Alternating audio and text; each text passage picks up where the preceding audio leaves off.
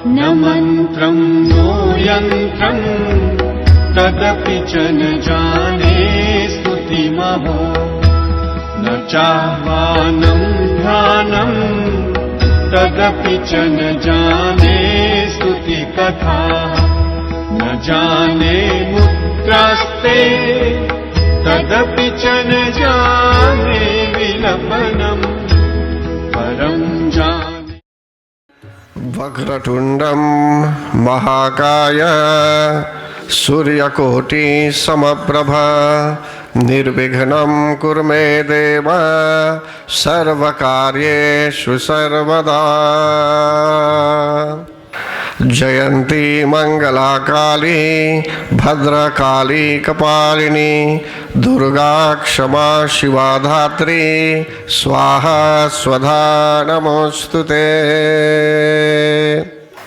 बोलिए प्रेम से जगत जननी जगदम्बा माता की जय। परम आदरणीय भक्तगण, आप सभी लोगों का हार्दिक स्वागत और अभिवादन है। परमात्मा की असीम कृपा है कि आज हम सब यहाँ एकत्रित हैं कथा श्रवण करने के विशेष उद्देश्य से। संसार में भाग्य के उदय होने पर कथा श्रवण करने का सुअवसर प्राप्त होता है और आज जो हम सब यहाँ उपस्थित हैं ऐसा समझना है कि परमात्मा की असीम कृपा है हम पर। कथा के बिना ज्ञान नहीं मिल पाता भक्तगण, और कथा के बिना स्पष्टीकरण भी नहीं होता, क्लैरिफिकेशन भी नहीं होता। सिर्फ संस्कृत शब्दों द्वारा जगत जननी जगदम्बा माता की स्तुति कर देंगे और अर्थों को नहीं समझेंगे तो भक्ति भाव की जागृति हो भी सकती है, लेकिन ज्ञान का अभाव हो जाता है। और सही शब्दों के अर्थ न जानने पर मनुष्य कभी भ्रांत धारण अपना लेता है, भ्रांत धारणा, कन्फ्यूजन में चला आता है, भ्रांति होने लगती है भक्तों को भी, अनेक लोगों को। तो इसलिए भक्तगण, जगत जननी जगदम्बा माता स्वयं बताती है 12वें अध्याय में, वे कहती है एभिस्तवैश्च मां नित्यं स्तोष्यते यः समाहितः तस्यां सकलां बाधां नाशयिष्यामि संशयम्।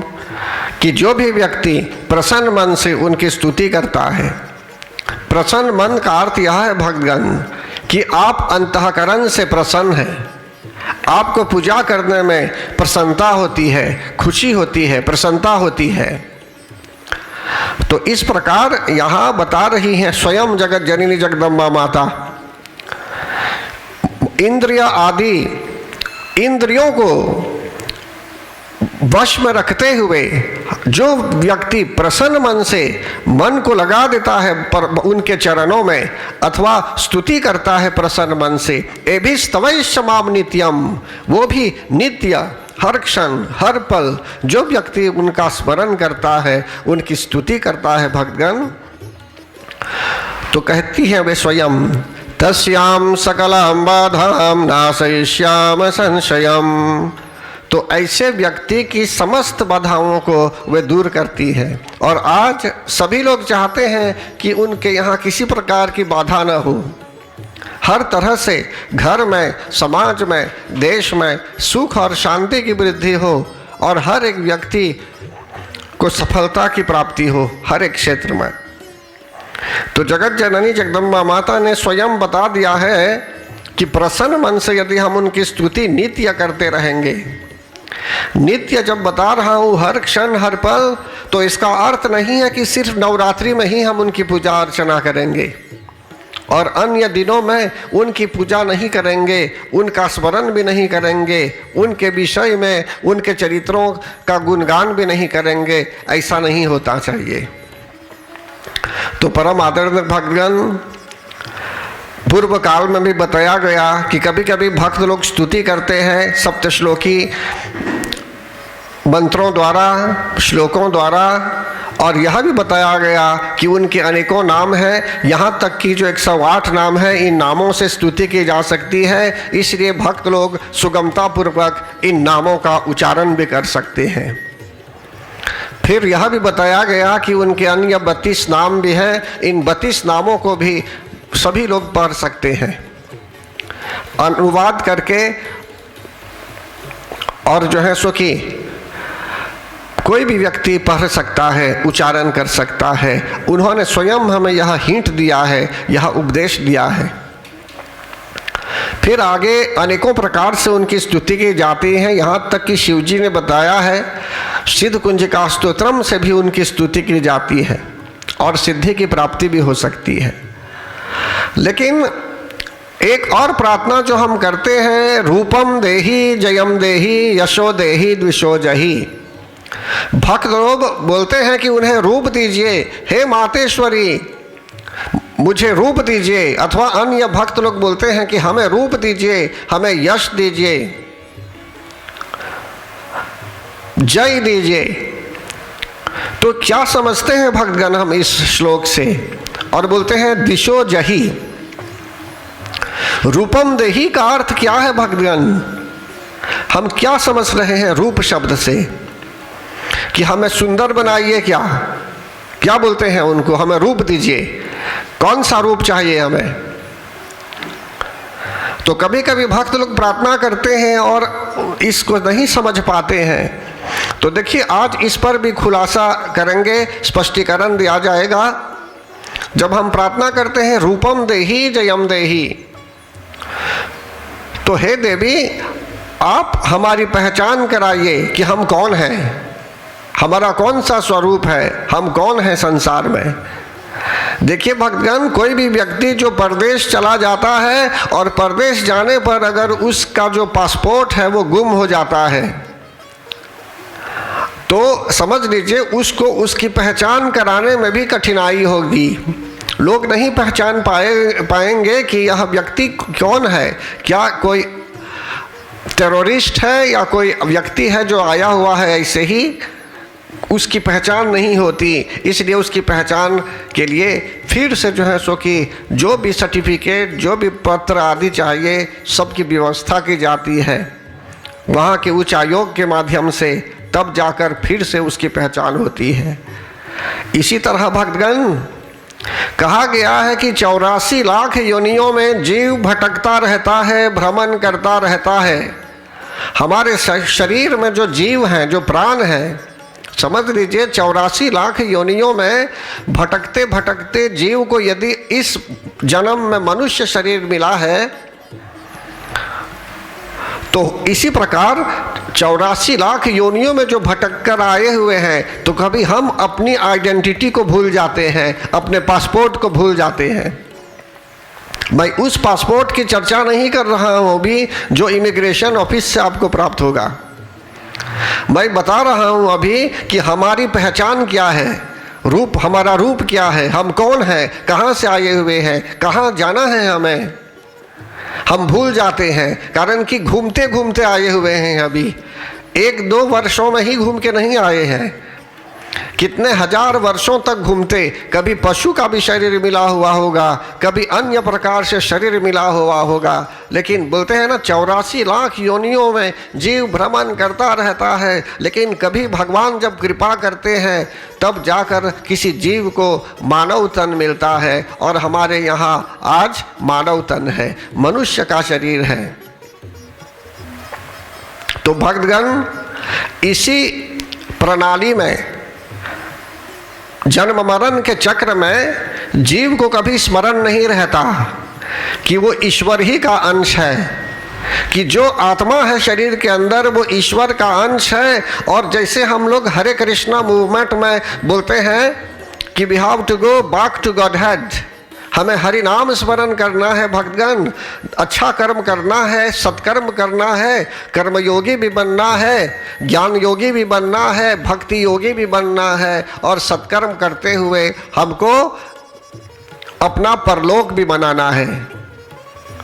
अन्यथा नहीं जा पाएंगे तो परलोक कब जाएंगे? जब हमको हमारी पहचान होगी कि हम सचमुच हमारे शरीर के अंदर जो आत्मा है ये धरती तक ही नहीं रहने वाली है। यहाँ शरीर तो मर जाएगा और शरीर तो यहीं रह जाएगा, मिट्टी में शरीर मिल जाएगा, शव तो मिल जाएगा मिट्टी में, लेकिन शरीर के अंदर जो आत्मा है भक्तगण, इस आत्मा को तो और सफ़र करना होगा, यात्रा में और आगे जाना होगा। तो इसलिए अभी सही इस शरीर के बलबूते पर ही, इस शरीर के माध्यम से ही हमको नॉलेज हो सकता है, ज्ञान हो सकता है कि हमारा रूप क्या है, हम कौन हैं। और इसी बात को लेकर संत महात्मा लोग, ऋषि मुनि लोग कहते रहते हैं, अहम ब्रह्मास्मि शिवोहम शिवोहम शिवोहम, मैं शिव हूँ, मैं ब्रह्म हूँ। मतलब कि मैं शरीर नहीं, मैं आत्मा से बताया जाता है, अहम ब्रह्मास्मि, मैं ब्रह्म हूँ। और रामायण में भी बताया गया है कि जीव जो है ईश्वर का ही अंश है। तो इस चीज़ को हम भूल जाते हैं भक्तगण समय समय पर, और मोह माया के जंजाल में रह जाते हैं। दिन भर रात भर भक्त लोग नहीं बल्कि मनुष्य क्या करता है, वो ऐसे ही जीवन व्यतीत कर देता है, गमट करता रहता है, समय बर्बाद कर देता है। और जो थोड़ा समय बचा है हमारे आगे अभी, तो इस समय से लाभ मनुष्य कभी नहीं उठा पाता, और नहीं उठा पाने के कारण, लाभान्वित न होने के कारण उसको फिर से कर्म बंधन के चक्र में पड़ जाना पड़ता है। और ट्रांसमिग्रेशन ऑफ द सोल के आधार पर उसको फिर आना पड़ता है संसार में। और कोई गारंटी नहीं है भक्तगण कि इस बार आएंगे तो फिर से हमें मनुष्य ही शरीर मिलेगा। अनेकों शरीर हैं, बंदर के भी शरीर है, कुत्तों के भी शरीर है, बिल्ली के भी शरीर है, मेढक के भी शरीर है, यहाँ तक कि लायंस, बुफालोस, बुल्स, बैल, गाय, सबके शरीर हैं। और कितने शरीर हैं जिनकी दुर्दशा हो की जाती है, जिन पर अत्याचार किया जाता है। तो पता नहीं कहाँ जाएगी आत्मा। इसलिए यहाँ हमें जगत जननी जगदम्बा माता से जो हम प्रार्थना करते हैं, हम बोलते हैं कि हे मातेश्वरी, आप हमारी पहचान कराइए, कम से कम हमको ज्ञान दीजिए कि हम समझ पाएँ। आप कृपा दृष्टि बरसाइए हम पर, आप कृपा कीजिए कि जिससे आपकी कृपा के कारण जीवन में डिवाइन लाइट हो, जीवन में दिव्य प्रकाश हो, और हम मोह माया से निकल कर आपकी कथा के माध्यम से, आपकी प्रेरणा से हम लोग जो है सो कि प्रगति पथ पर आगे बढ़ें, आध्यात्मिक प्रगति करें, कि जिससे बाद में कभी भी घंटी जब बज जाएगी इस संसार को छोड़कर जाने के लिए, तो किंचित मात्र भी दुख नहीं होगा। कारण कि हमको आपकी पहचान मतलब कि हो जाती है, और हमारी आत्मा जो है इसकी भी पहचान हो जाती है, और हमें हमारे स्वरूप का भी ज्ञान हो जाता है कि हमको बैक टू गॉड हेड जाना होगा, गॉड रियलाइजेशन करते हुए। तो गॉड रियलाइजेशन जो है भक्तगण, वो सिर्फ शरीर के मरने के बाद ही नहीं, बल्कि शरीर के रहते हुए भी हो सकता है। जो व्यक्ति शरीर के रहते हुए प्रसन्नचित होता है, ब्रह्मानंद की अनुभूति करता है, ऐसे व्यक्ति को बोलते हैं जीवन मुक्त पुरुष होते हैं ये। तो परम आदरणीय भक्तगण, रामायण में भी कहा गया है, जीवन मुक्त ब्रह्म पर चरित सुनहि तज ध्यान, जे हरि कथा न करहि रति, तिनके ही अपाशान भगवंता, तिनके ही अपाशान। गोस्वामी तुलसीदास जी महाराज कहते हैं कि जो जीवन मुक्त पुरुष होते हैं, शरीर के रहते हुए, जब प्राण अभी शरीर में है तो उनको मुक्ति मिल जाती है। मुक्ति किस प्रकार की? ट्रबल फ्री हो जाते हैं, कोई चिंता नहीं, आत्मज्ञान हो जाता है कि हम संसार में हैं कुछ ही समय के लिए। जो बच्चा जो स्कूल जाता है, किसी भी क्लास में होता है, तो उसको ज्ञान हो जाता है धीरे धीरे कि एक दिन सब बच्चे छोड़ने वाले हैं स्कूल, सब अलग अलग चले जाएंगे अपने अपने घर में, अपने अपने गांव में। हो सकता है कुछ क्लासमेट फिर मिलेंगे आपको, हो सकता है कुछ क्लासमेट फिर कभी नहीं मिलेंगे। स्कूल के बाद कोई विदेश चला जाता है, कोई विदेशी में रह जाता है, फिर लोग मिलते नहीं आपस में। तो इस प्रकार भक्तगण लोग बिछुड़ जाते हैं। तो इसी तरह भक्तगण हम लोग जो संसार में जी रहे हैं, कभी मोह माया के कारण फंस जाते हैं, यहीं बोलते हैं ये मेरा है, वो व्यक्ति इसको मैं जानता हूँ तो मेरा इसके साथ अच्छा संबंध है, हम लोग हरदम रहेंगे। तो ऐसी कोई बात नहीं भक्तगण, शरीर जब तक रहेगा तब तक रहेगा, लेकिन फिर भी इसके बाद जो है सो कि लोग नहीं रहेंगे संसार में, कारण कि शरीर नाशवान है। लेकिन यहाँ जीवन मुक्त के विषय में जब बताया जाता है, जीवन मुक्त पुरुष क्या करते हैं, अपना ध्यान ब्रह्म पर केंद्रित किए हुए रहते हैं, भगवान के नामों का स्मरण करते हुए वे लोग जो है सो कि समय बिताते हैं। और उनको प्रतीक्षा होती है कि कब वह घड़ी आए कि उनको बैक टू गॉडहेड जाना पड़े, कब बुलावा आएगा उधर से कि उन्हें जाना चाहिए।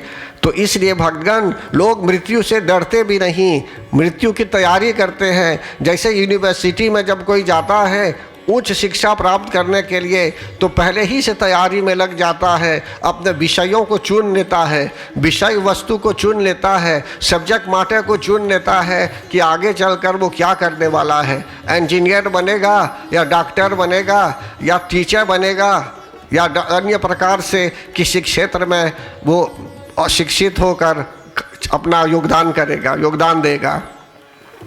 तो इसी प्रकार भक्तगण जब बोलते हैं हे देवी हमें रूप दीजिए, तो आप हमारा स्वरूप क्या है, हम कहाँ से आए हुए हैं, सब हमें बताइए, हमें ज्ञान हो कि जिससे हम भी तैयारी में लग जाएं कि हमको बैक टू गॉडहेड जाना होगा। जैसे घंटी बजेगी हमारा बैग सब तैयार है, ऐसे होना चाहिए।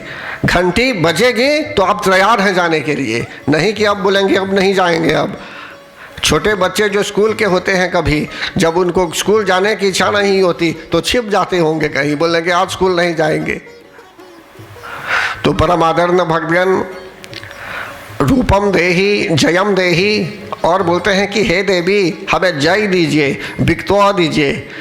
विक्तवा मतलब क्यों, जय क्यों, कारण कि जो भी हमारे शरीर के अंदर निगेटिव फोर्स हैं, इन सब पर विजय तो चाहिए ही, कि जिससे पॉजिटिव फोर्स आए, पॉजिटिव वाइब्स भी हो। और अगर दुश्मन भी होंगे तो समझ लीजिए विजय तो चाहिए, लेकिन फिर भी बोलते हैं यश भी दीजिए। रूपम देहि जयम देहि यशो देहि, अच्छे कामों के लिए हमें प्रसिद्ध बनाइए, कि हमें इतनी शक्ति दीजिए हे मातेश्वरी कि हम धार्मिक पथ को कभी न छोड़ें, धर्म का पालन करते हुए हम जीवन व्यतीत करें, कुमार्ग पर न जाएं, धर्म की रक्षा करें और अन्य लोगों को धार्मिक विचार दें कि जिससे उनके घर में भी प्रगति हो, समाज में भी प्रगति हो, हर जगह देश में भी और विदेश में भी, विश्व भर में सबका कल्याण हो। तो परम आदरणीय भक्तगण यश हो तो ठीक है, लेकिन नोटोरियस मत बनाना, बुरे कामों के लिए प्रसिद्धि नहीं चाहिए। तो इसके बाद भक्तगण भक्त लोग इस लाइन में बोलते हैं रूपम देहि जयम देहि, सभी लोग बोलिए रूपम देहि जयम देहि यशो देहि द्विषो जहि। अब द्विषो जहि का अर्थ क्या है कि हमारे जितने शत्रु हैं, काम क्रोध लोभ वासना, काम क्रोध लोभ अहंकार मद, ये सब जो हमारे दुश्मन हैं, हे मातेश्वरी इनको हमसे दूर कीजिए। कारण कि जब तक ये सब रहेंगे हमारे दिमाग में, क्रोध रहेगा दिमाग में, मगज में, तो बुद्धि भ्रष्ट हो जाएगी, हम आगे पीछे कुछ नहीं सोचेंगे और गलतियां करते रहेंगे, अपराध करते रहेंगे। तो इसलिए हे मातेश्वरी क्रोध भी एक दुश्मन बन जाता है, क्रोध से भी हमें मुक्त कीजिए, कि जिससे किसी भी परिस्थिति में जब हम उतर भी दें या किसी से बातें भी करें तो हम क्रोध में जलते हुए, अग्नि में जलते हुए बातें न करें, श्रद्धा से बात करें, प्रेम से बात करें। और आज के समाज में हर एक व्यक्ति में यह गुण होना चाहिए। घर में भी जो लोग माता पिता से बात करते हैं, बच्चे लोग, या जो माता पिता बच्चों से बात करते हैं, या लोग एक दूसरे से बात करते होंगे घर में, तो फिर से परिशिंग चाहिए, उसमें माता की कृपा चाहिए कि लोग हर्ष शब्दों का प्रयोग न करें। जहाँ हर्ष शब्दों का प्रयोग किया जाता है तो वहाँ बच्चा सीखता है और बाद में वही बोलने लगता है, वैसा ही बोलने लगता है, और गिन गिन कर गालियाँ भी लोग देने लगते हैं। कहा गया है कि जिसके घर में तोता है और उस घर में राम राम बोला जाता है तो तोता भी राम राम राम बोलेगा। बोलेंगे जय श्री राम जय श्री राम जय श्री राम, तो तोता भी बोलेगा जय श्री राम जय श्री राम जय श्री राम।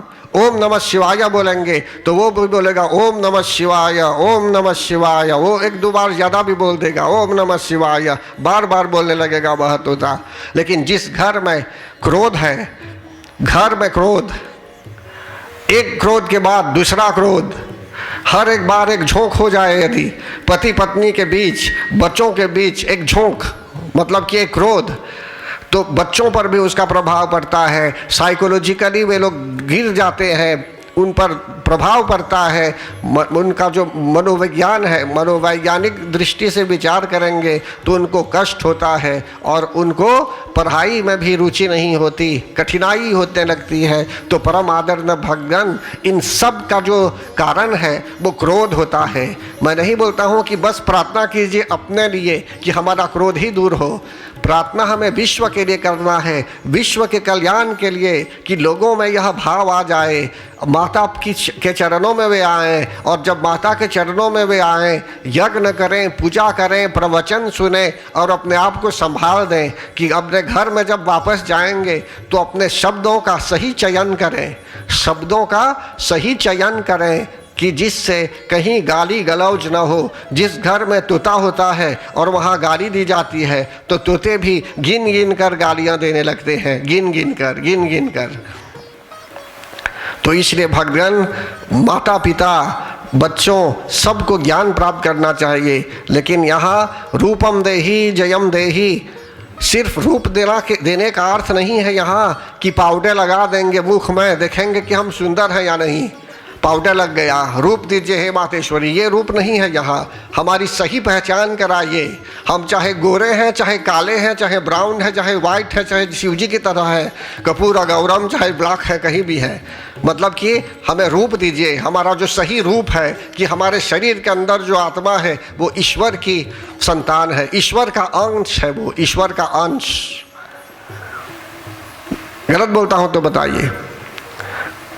अब विदुषी है, रामायण पढ़ी हुई है, उसमें तो स्पष्ट बताते हैं कि आत्मा ईश्वर का अंश है। तो इस ज्ञान को प्राप्त जब कर लेंगे तब जाकर माता जी के चरणों में माथे को टेकेंगे कि हे माता, जो भी खराबी हमारे अंदर है हटा दीजिए, कि जिससे मैं किसी की भावनाओं को चोट न पहुंचाऊं।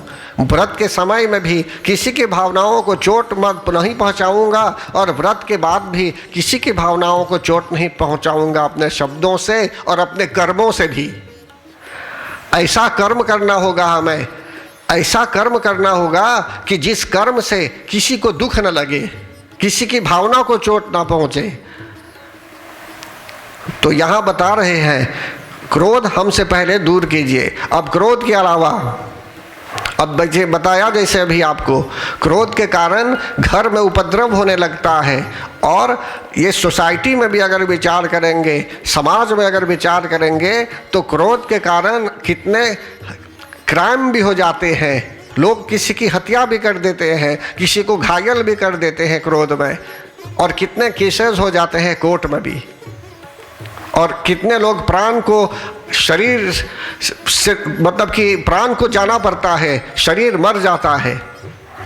तो कहने का तात्पर्य यहाँ यह है भगवान, हम जब जगत जननी जगदम्बा माता की शरण में हैं तो समझ लीजिए उनकी कृपा दृष्टि हम पर प्राप्त होगी। और जब तक प्रवचन नहीं सुनेंगे, जब तक प्रवचन नहीं सुनेंगे तब तक समझ लीजिए ऐसे ही रटेंगे। रूपम देहि, तोते की तरह बोलेंगे, रूपम देहि जयम देहि यशो देहि दिशो जहि, तोता जैसे बोलता है। रूपम देहि एक बार बोल दूंगा, उसके आगे एक जगह है जहाँ मैं तोता कभी रोजिल में व्यक्ति के यहाँ, तो वहाँ कुछ बोलेंगे आप तो वो तोता फिर बोलता है वैसे ही।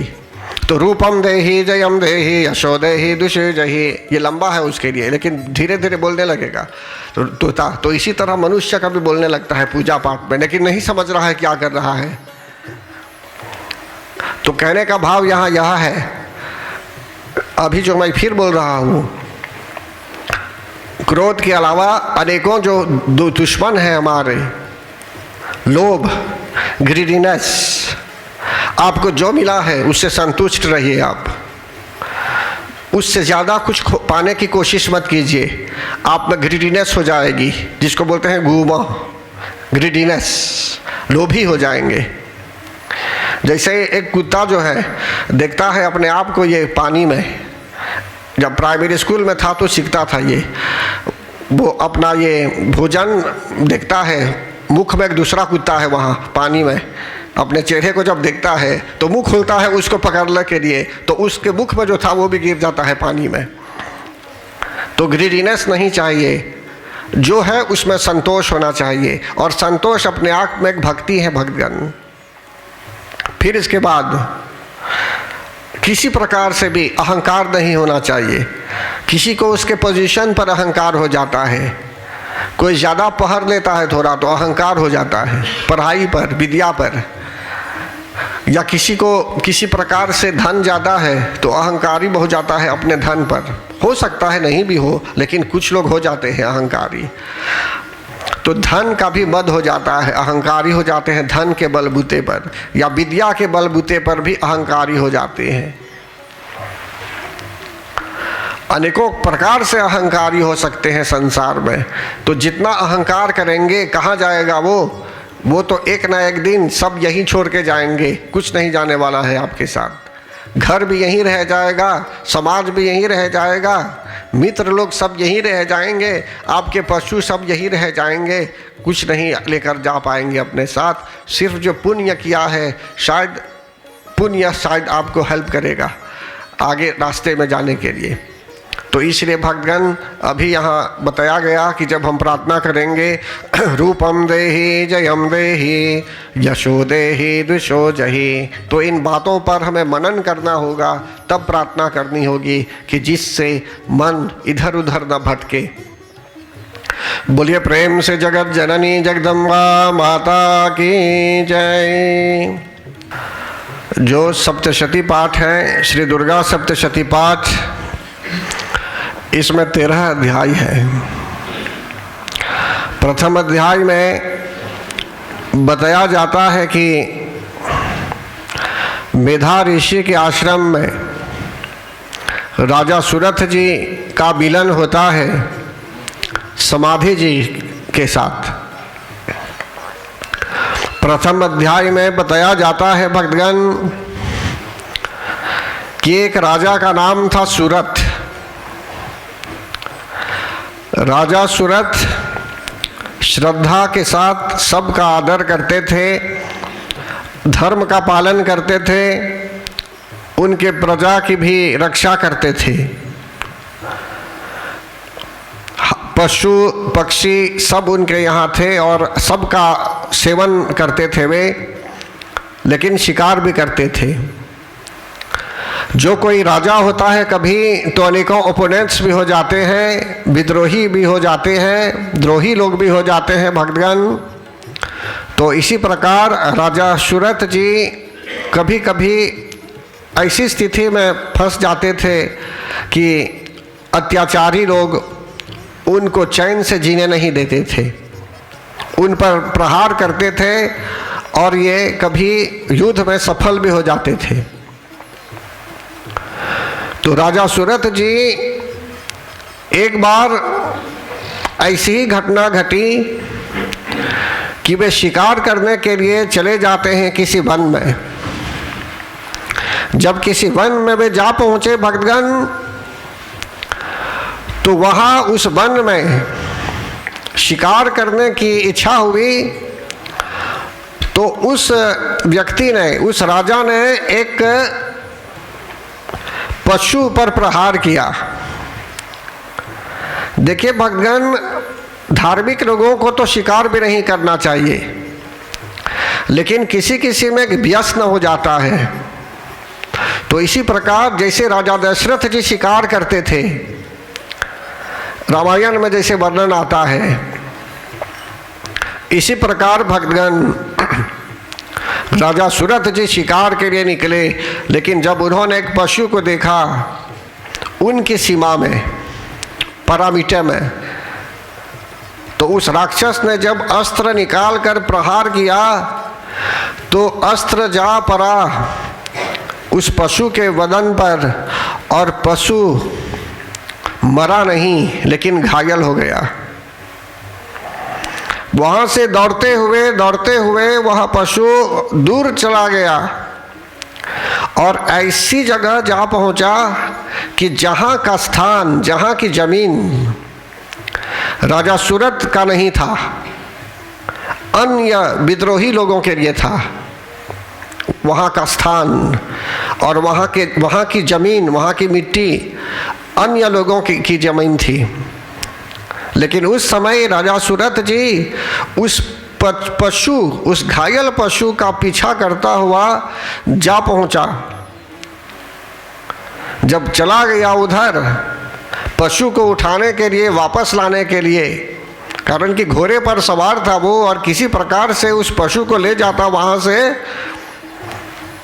तो ऐसी स्थिति में भक्तगण उधर के जो लोग ओढ़े थे, जो वहाँ के अधिकारी लोग थे, वे लोग वहाँ आ पहुँचे और राजा सुरथ को बोलने लगे कि आपको इस पशु को यहीं छोड़ना होगा, यहाँ से हम नहीं ले जाने देंगे। कारण कि पशु जहाँ मरा है यह राजा की सीमा में नहीं है, राजा के तरीक़ों में नहीं है। राजा ने इंसिस्ट किया कि नहीं, मैंने मारा है उसको और वो दौड़ता हुआ यहाँ आया है, इसलिए वह पशु मेरा हुआ। लेकिन फिर भी अन्य लोग आने लगे वहाँ और राजा ने देखा कि वो अकेले था और उधर बहुत लोग थे। इसलिए एक नीति है कि जब आप अकेले हैं और दुश्मन लोग बहुत हैं तो आप मुंह मत खोलिए वहाँ, नहीं तो आपको बहुत मारेंगे लोग। अकेले हैं और आप मुंह खोलने लगेंगे तो लोग पकड़ पकड़ कर मारेंगे आपको, वहाँ कोई कुछ नहीं कर पाएगा, बचा नहीं पाएगा। जैसे रेसलिंग में खूब पकड़ पकड़ कर पीटते हैं, बड़े लोगों को उठा उठा कर पटकते हैं, 300 केजी वाले लोगों को भी उठा देते हैं और पटक देते हैं नीचे। क्या वो बाजीनाज है क्या, ऐसे ही उठाकर फेंक देना? एक पत्थर को नहीं उठा सकते, अब 300 केजी लोगों को उठाकर एक हाथ में ऐसे पटक देंगे नीचे। कितने बलवान हैं ये लोग। तो कहने का भाव, इन लोगों के साथ जाएंगे मुंह लगने तो पटा आपको धबाक से फेंक देंगे नीचे, चुपचाप रहना चाहिए। तो कहने का भाव यहाँ भक्तगण, राजा ने देखा कि अकेले था उस समय वहाँ, उसको नीति का ज्ञान था, नहीं कि नहीं तो बक बक मुँह खोल देता वहाँ तो उसको 2 थार थप्पड़ मार देते लोग राजा को। तो राजा ने नीति का पालन किया, कहा कोई बात नहीं, चाहे पशु को मैंने मारा और यहाँ गिर पड़ा, आपकी है, कोई बात नहीं, आप ले लीजिए। राजा निकल गया वहाँ से, उसको जाने देते हैं। लेकिन हाथापाई नहीं हुई थी, लेकिन डिस्कशंस हुए थे, कुछ आर्ग्यूमेंट्स हुए थे उन लोगों के बीच, और जो दुश्मन लोग थे उधर उनको उनकी बातें अच्छी नहीं लगी, इसलिए उनमें बदला लेने की भावना हुई, प्रतिशोध के लिए भावना जागृत हुई। उन लोगों ने राजा को वहीं तक छोड़ा नहीं। राजा तो चला आया, राजा सुरथ चला आता है इधर, उसकी सीमा में, उसके महल में आ पहुंचता है, लेकिन दुश्मन लोग षड्यंत्र रचते हैं, माशिनेशन करते हैं, और राजा के साथ जो लोग चलने वाले थे सबको वे लोग उनकी ओर खींचने लगे कि राजा बूढ़ा हो गया है, इसमें क्या है, अब मैं सब करूँगा आपके लिए, हमारे साथ चलिए। ऐसे भड़काने लगे लोगों को और लोग भड़क गए, सब चले गए राजा को छोड़कर धीरे धीरे।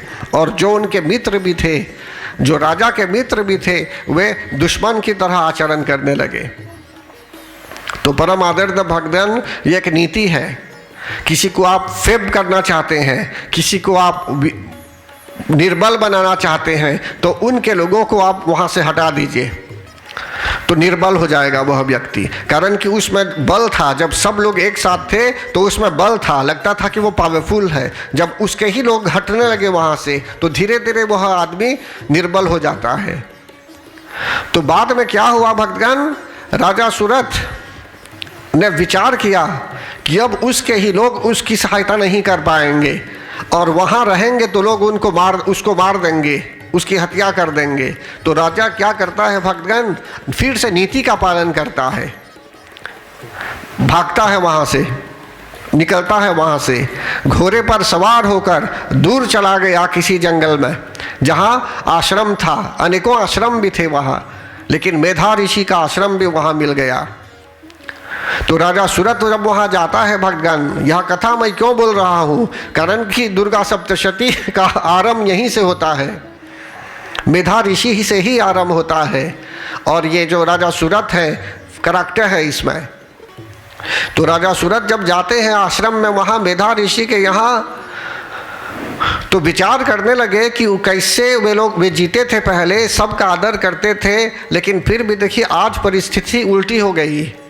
बोलते हैं ना, उल्टी गंगा बहने लगी, परिस्थिति उल्टी हो गई और अब राजा वहाँ जा भी नहीं सकता, नहीं तो लोग उसको मार देंगे। तो यहीं से चिंता करने लगा कि ये लोग जो हैं कैसे जी रहे होंगे अभी, जो लोग उसको मारना चाहते थे, ऐसे लोगों की भी चिंता होने लगी राजा को, कारण कि ये सजन थे। तो परम आदरणीय भक्तगण, कुछ समय बीता वहाँ, तब तक राजा का मिलन होता है एक दूसरे व्यक्ति से। उस व्यक्ति का नाम था समाधि। जब आपस में ये बातें करने लगे तो ऐसा पता चला कि समाधि के घर के लोगों ने उसको घर से बाहर कर दिया, घर से बहिष्कृत कर दिया, घर से हटा दिया, निकाल दिया। अब कहाँ जाएगा वह आदमी, उसको मजबूरन वन में जाना पड़ा। कारण कि पूर्व काल में वन में जाने की व्यवस्था थी, लोग चले जाते थे वन में, तपस्या में लग जाते थे या तो आश्रम में ठहर जाते थे। तो वहाँ जब ये दोनों बातें करने लगे आपस में, दोनों को ग्लानि होने लगी, दोनों को दुख होने लगा उनके परिवार के विषय में सोचकर। बच्चों ने तो समाधि जी को घर से बाहर कर दिया, जिस घर का निर्माण इस व्यक्ति ने किया, अब इसके ही घर में से उनको बाहर कर दिया जाता है। तो परम आदरणीय भगवान, अभी जो ज्ञान है इसमें यह ज्ञान आता है कि कभी आज के परिवेश में भी यदि हम देखेंगे तो यही स्थिति रिपीट होती है। कितने लोग अपने घर में नहीं रह पाते, इनको घर से बेघर कर दिया जाता है, इनको अन्य जगहों में रख दिया जाता है, अनाथालय में भी रख दिया जाता होगा, या तो दुर्दशा होने लगती है। जिसके यहाँ पैसे हैं ज़्यादा, घर खरीद लेते होंगे अन्य जगहों में, और उनके पुराने घर में लोग कैसे जी रहे हैं, क्या कर रहे हैं, क्या नहीं, सब वैसे ही छोड़ देते हैं। कुछ लोग कष्ट में भी जीते हैं, लेकिन आप घमंड करते हैं इधर। तो कहने का भाव यहाँ यह है भक्तगण, इस प्रकार की परिस्थिति आज भी रिपीट होती है संसार में।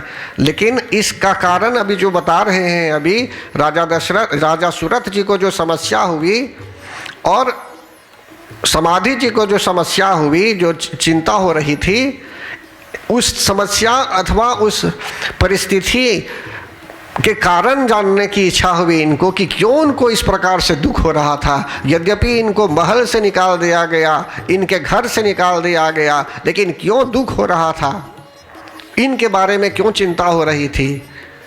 तो वही आश्रम था भगवान, मेधा ऋषि का आश्रम था। और मेधा ऋषि के आश्रम में जाकर नतमस्तक हुए। वहाँ इन लोगों ने मेधा ऋषि को प्रणाम किया, लेकिन वहाँ वे क्या देखते हैं कि अनेकों प्रकार के पशु थे वहाँ उस आश्रम में, जिन पशुओं में नेचुरल एनिमिटी होती है, जैसे कुत्ता है और बिल्ली, कहीं कहीं कुत्तों में भी और बिल्लियों में भी नेचुरल एनिमिटी होती है, स्वाभाविक शत्रुता होती है।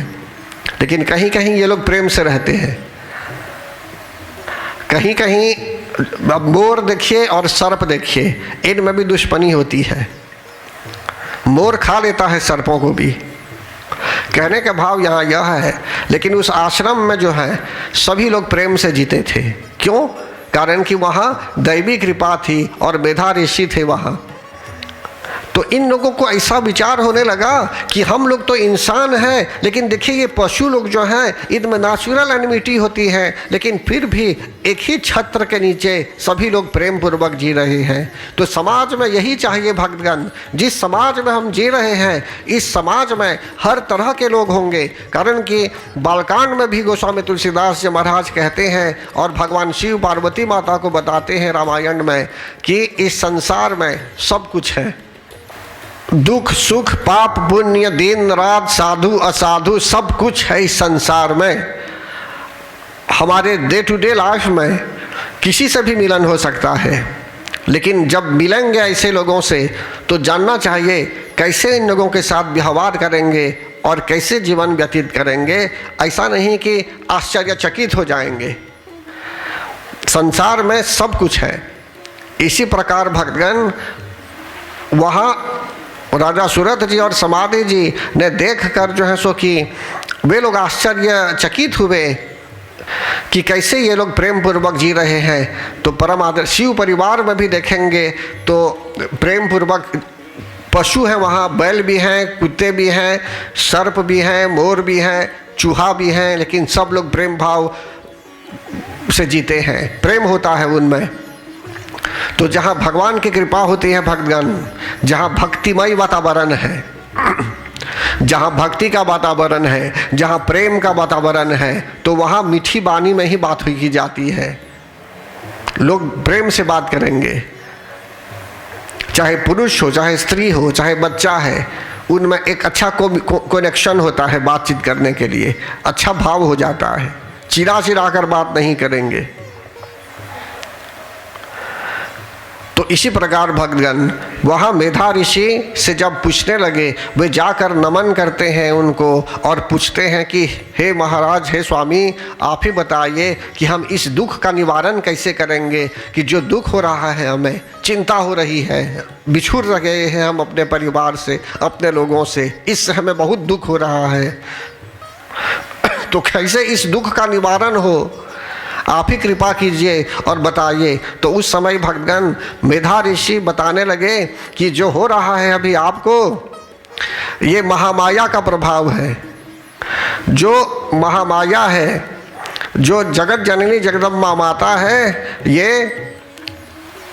यही जो है उनकी जो कृपा है पड़ेगी आप पर, तब आप इस दुख से निकलेंगे। तब वे उदाहरण देने लगे मधु और कैटभ के विषय में, बताने लगे कि दो राक्षस थे।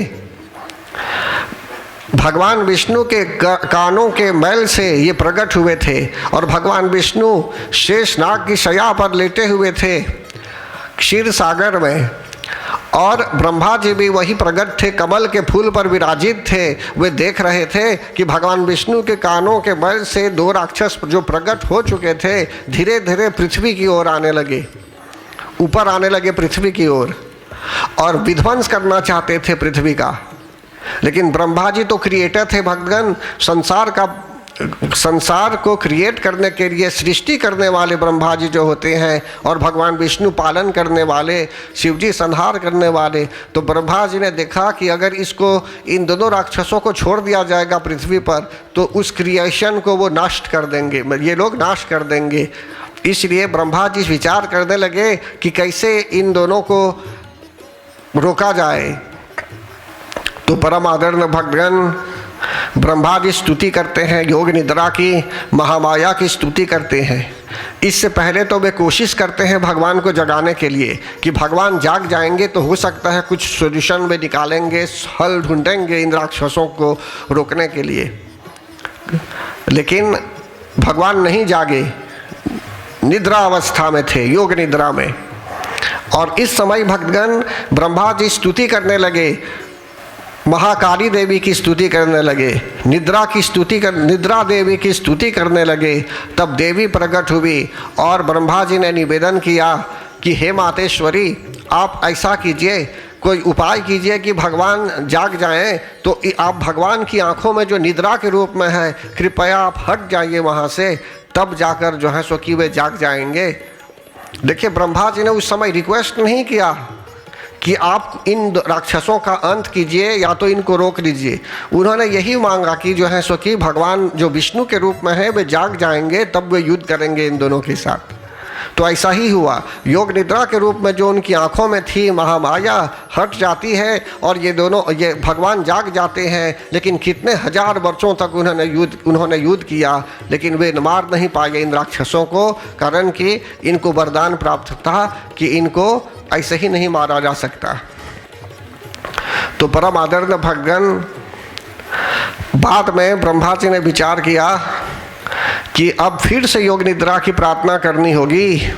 अब ये सरेंडर होते हैं। ब्रह्मा जी यही प्रार्थना करते हैं, त्वम स्वाहा त्वम स्वधा त्वम ही वशत्कारिका। बोलते हैं कि तुम ही स्वाहा हो, तुम ही स्वधा हो, हर तरह से स्तुति करने लगे। तब जगत जननी जगदम्बा माता से निवेदन किया गया कि हे मातेश्वरी, आप ही देखिए क्या करना चाहिए, आप ही उपाय ढूंढिए इन राक्षसों के अंत के लिए, नहीं तो ये लोग विध्वंस कर देंगे, पृथ्वी का नाश कर देंगे। अभी देखिए कितने आश्चर्य हैं जो आ रहे हैं पृथ्वी की ओर ना, लेकिन नहीं आते हैं। इसी प्रकार राक्षस लोग ऊपर आते थे पृथ्वी के नाश के लिए। अब इस चरित्र में जो बता रहा हूँ, मधुकैटभ राक्षस थे, पृथ्वी की ओर आ रहे थे पृथ्वी के नाश के लिए। अब बचाना था पृथ्वी को। तब देवी क्या करती हैं, उपाय रचती हैं। या देवी सर्वभूतेषु भ्रांति रूपेण संस्थिता, नमस्तस्यै नमस्तस्यै नमस्तस्यै नमो नमः। भ्रांति कहते हैं कन्फ्यूजन को भगवान। तब जगत जननी जगदम्बा माता भ्रांति उत्पन्न करती है मधु और कैटभ के मन में। मधु कैटभ अपने आप को बहुत बलवान समझते थे और थे बलवान में, प्रबल थे, कारण कि उनको वरदान प्राप्त था कि कोई नहीं मार सकता है उनको जहाँ जल है, और वहाँ तो समुद्र था। सोचने लगे कि कोई नहीं मार सकता उनको वहाँ, और धरती के ऊपर वे मरते, ऐसा वरदान मिला था उन्हें। तब वहाँ जब राक्षसों ने देखा, मधु कैटभ ने देखा कि भगवान जो विष्णु के रूप में है ये तो बहुत निर्बल है, युद्ध नहीं कर पा रहे हैं उन लोगों के साथ, और जगत जननी जगदम्बा माता ने एक भ्रांति उत्पन्न की, कन्फ्यूजन उत्पन्न किया मधु कैटभ के मन में, उपाय ढूंढने लगी। तब मधु और कैटभ के मन में यह भाव आया कि भगवान को बोलेंगे, चैलेंज करेंगे भगवान को। उनको बोलने लगे कि हे विष्णु, हम आप तो युद्ध कर सकते हैं, युद्ध कर रहे हैं, लेकिन नहीं मार पा रहे हैं हमें, समझते हैं ना। लेकिन यहाँ भगवान विष्णु एक प्रकार से जो है सो कि उनसे कहते हैं, मधु कैटभ को कहते हैं कि आप दोनों जो हैं युद्ध करने वाले हैं, आप लोग बलवान हैं, युद्ध कर सकते हैं और युद्ध कर भी रहे हैं। आपस में ये लोग बातें करने लगे भगवान। तब तक इन दोनों को युद्ध, आपस में युद्ध करने का भाव जागृत हुआ और ऐसा निष्कर्ष आ पहुंचा कि मधु और कैटभ युद्ध में मारेंगे भगवान विष्णु को। उनमें और तीव्र इच्छा होने लगी। तो इस परिस्थिति को लेकर जो है सो कि कन्फ्यूजन जो होता है, यहाँ जब कन्फ्यूजन होने लगता है तो घमंड भी आने लगता है। मधु और कैटभ में और घमंड आने लगा, अहंकार आने लगा, और इस कंडीशन पर दोनों अग्रीड हो गए कि युद्ध होने वाला है। तो परम आदरणीय भगवान मधु और कैटभ कैसे मारे जाते हैं, कैसे मारे जाते हैं ये, कारण कि ये लोग एकदम निर्बल नहीं हो पा रहे थे। तो भगवान विष्णु को जगत जननी जगदम्बा माता की कृपा प्राप्त हुई। हम लोग भी संसार में यदि भटक रहे हैं, कन्फ्यूजन में आ रहे हैं, तो ऐसी स्थिति में हमको क्या करना चाहिए? हमको जगत जननी जगदम्बा माता की ही शरण में आना है भक्तगण। जब इनकी शरण में आते हैं तो वे कन्फ्यूजन को हटा देती है, भ्रांति दूर कर देती है। बोलिए एक बार, या देवी सर्वभूतेषु भ्रांति रूपेण संस्थिता नमस्तस्यै नमस्तस्यै नमस्तस्यै नमो नमः। मधु कैटभ अब बोलने लगे वहां कि हे विष्णु, आपको हम वरदान देंगे।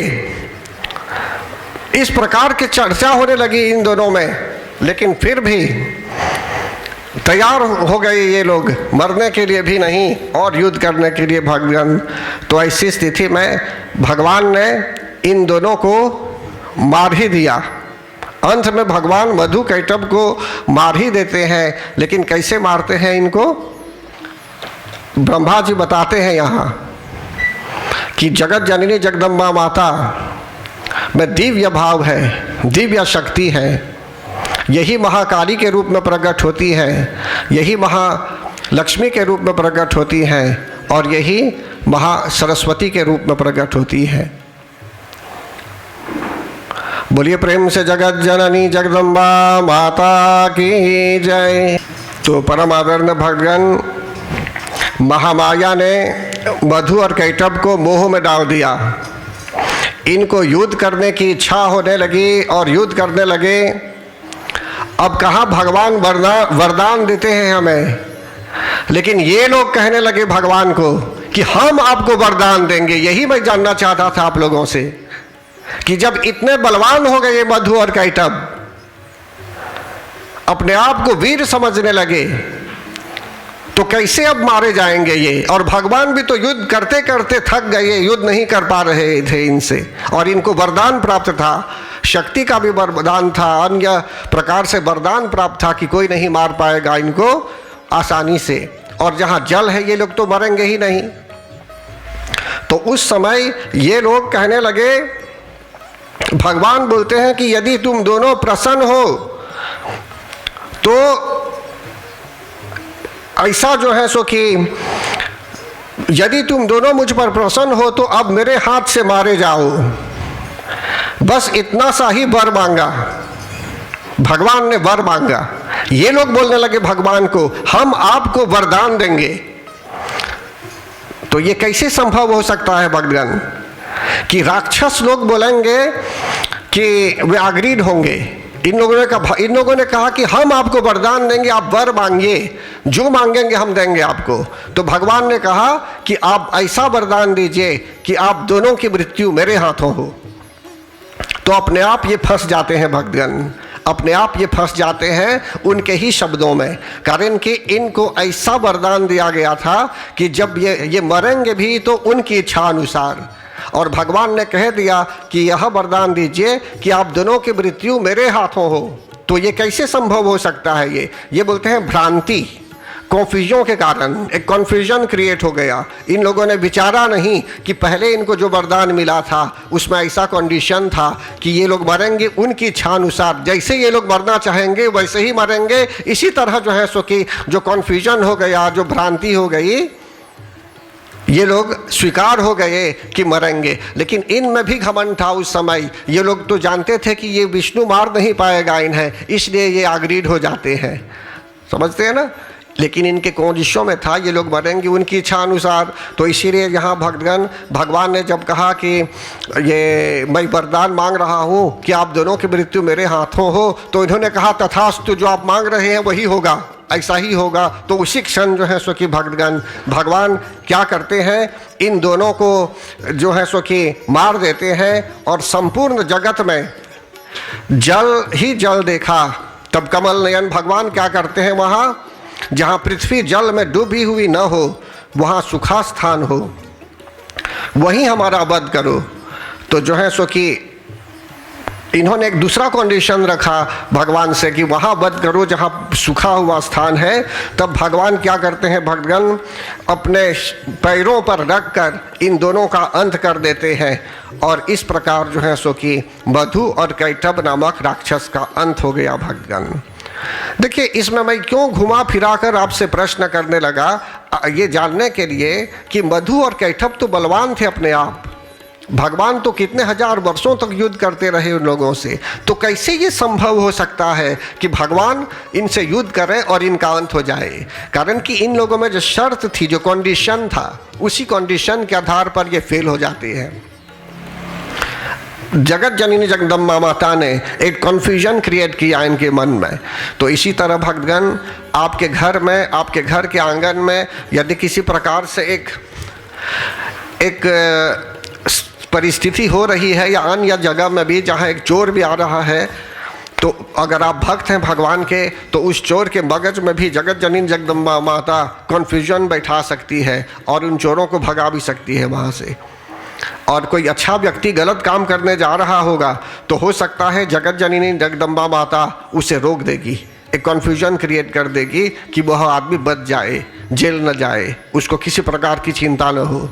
तो इसी तरह भक्तगण, यहाँ जो मैं बताना चाहूँगा आपको, जो मधु और कैटभ थे, दो राक्षस, इनका अंत जो हुआ ये क्या है भक्तगण? दरअसल में मेधा ऋषि ने प्रथम अध्याय में राजा सूरत को मधु और कैटभ के विषय में बताया, और फिर वे कहने लगे जगत जननी जगदम्बा माता ने जैसे उपाय रचा मधु कैटभ को मारने के लिए, और जो योग निद्रा थी उस समय, और महाकाली के रूप में भी जो थी, तो कहने का भाव ये है, उनकी कृपा से मधु कैटभ का अंत हुआ। तो मधु और कैटभ का अर्थ है too much and too little. कभी कभी हमारे यहाँ सब कुछ है, मधु कैटभ के यहाँ किसी चीज़ की कमी नहीं थी, उनके यहाँ वरदान भी थे, वे जितना चाहते हैं वो जीत सकते थे, राइट, बहुत था उनके यहाँ, टू मच, लेकिन फिर भी वे लोग विध्वंस करना चाहते थे। कभी किसी के यहाँ बहुत कुछ होता है तो बोलता है बहुत कुछ है मेरे यहाँ, थोड़ा होगा तो अच्छा होगा, और बहुत कम भी है तो बोलेंगे मेरे यहाँ ज़्यादा होना चाहिए। किसी के यहाँ एक उदाहरण के रूप में एक घर है तो बोलेगा एक नहीं अब 2 चाहिए या 3 चाहिए। जब 3 घर हो जाएंगे तो बोलेंगे बहुत है, बहुत एक्सपेंसेस है, एक ही होता तो अच्छा होता।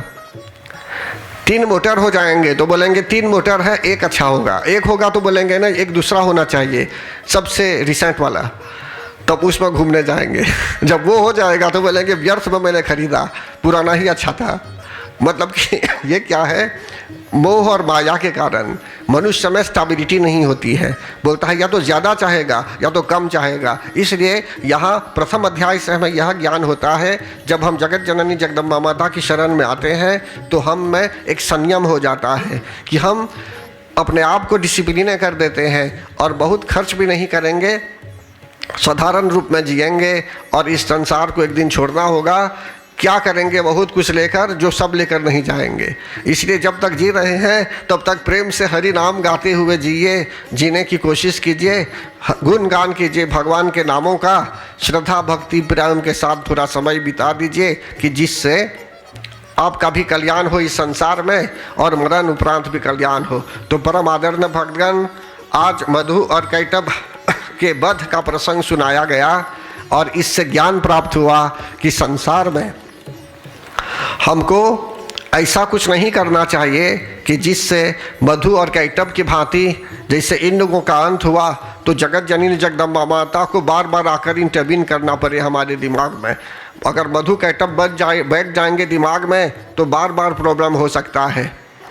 तो हमको जो है सो कि उनकी कृपा दृष्टि प्राप्त करनी है कि जिससे हम भक्ति पथ पर आगे बढ़ें, हम में श्रद्धा हो, भगवान के चरणों पर विश्वास हो। तो परम आदरणीय भक्तगण, आज विशेष बातें बताई गई कि मेधा ऋषि के आश्रम में मधु कैटभ जब जाते हैं तो इनको अब शुरू करते हैं मेधा ऋषि जगत जननी जगदम्बा माता के विषय में, दुर्गा पूजा के विषय में या दुर्गा माता के विषय में कि महाकाली, महालक्ष्मी, महासरस्वती ये त्रिगुणात रूपा है। ये महाकाली बोलते हैं ना, महाकाली, महालक्ष्मी, महासरस्वती स्वरूपिण्यै त्रिगुणात्मिकायै दुर्गा देव्यै नमः। फिर यहीं से अब कथा आरंभ होती है जहाँ बोलते हैं कि 9 दुर्गा है, 9 रूप हैं। पूजा अर्चना है, कैसे क्या करेंगे पूजा, अभी सब दुर्गा माता के विषय में मेधावी ऋषि बताने वाले हैं राजा सूरत को और समाधि जी को।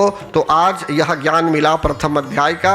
इसी तरह दूसरे तीसरे अन्य अध्यायों के विषय में आगे के दिनों में आप लोगों को बताया जाएगा।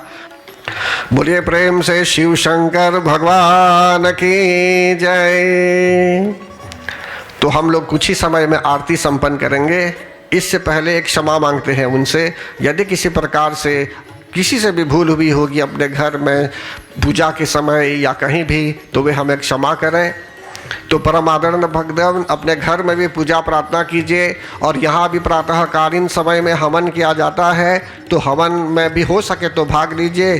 अन्यथा आप अपने घर में भी होंगे तो मंत्र जाप आदि कीजिए और कोशिश कीजिए कि यह जो समय है अभी नवरात्र का व्यर्थ न जाए, वे ऐसा आप प्रयास कीजिए। न मंत्रं नो यंत्रं तदपि च न जाने स्तुतिमहो, न चाह्वानं ध्यानं तदपि च न जाने स्तुति कथा, न जाने मुद्रास्ते तदपि च न जाने